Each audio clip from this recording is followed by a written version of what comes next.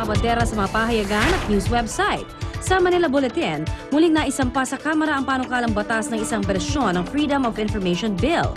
Ito ang House Bill No. 133 ni Bayan Muna Representative Teddy Casino o tinatawag ding Act to Ensure Public Access to Official Records, Documents and any other information of public concern. Ibinita pa ni Casino, mas pinatapang itong bersyon ng FOI. Umaasa ang kongresista na makalulusot na ito sa Kongreso. Sa Inquirer.net, ngayong nanumpa na si Vice President Jejomar Binay, muling pinaalala ni dating Senador Mar Rojas na tuloy ang laban nilang dalawa. Ang kanyang electoral protest hindi bibitawan. Sa susunod na linggo na ihahain ito ni Rojas. Tiwala naman si Binay na mananalo siya sa Electoral Tribunal. Sa GMAnews.tv, tumatanggap na ang Judicial and Bar Council ng mga nominasyon para sa mga bakanting pwesto sa Korte Suprema at Sandigan Bayan. Hanggang July 5 yan.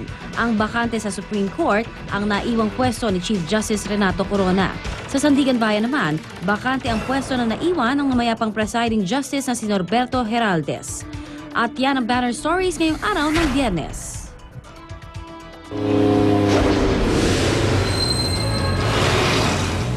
Trapiko tayo mga kapuso. Tandaan nyo, maigting na pong pinapatupad ang PD96. So wag na ho tayong magmatigas ang ulo. Sumunod tayo sa batas trapiko. Eto na po ang ating kakalsadaan mga kapuso. Unahin na po muna natin ang kahabaan ng Quezon Avenue na napakaayos pa rin po ng magkabilang lane. Pero makikita ho natin yung bandang likuran sa may area po ng nanggagaling ng Araneta, intersection ng Araneta and Quezon Avenue. Medyo nagkakaroon ng konting abala. Pero pagdating niyo po dito sa may malapit na po ng Welcome Rotonda, magiging maayos na at tuloy-tuloy ang inyong pagbiyahe. Sa magkabilang lane po yan ng Quezon Avenue.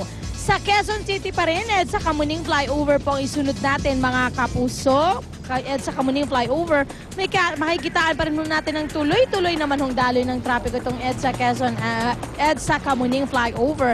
Yung pong nasa kaliwa ay patungo ng monumento na napakaluwag pa rin at ang kanang bahaging lane patungo po ng South and Makati area ay ganun din.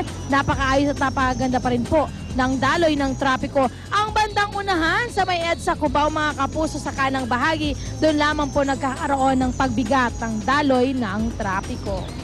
At syempre mamaya po sa unang balita, meron po tayong mga nagsumbong ng wangwang kasi pinagbabawal po yan.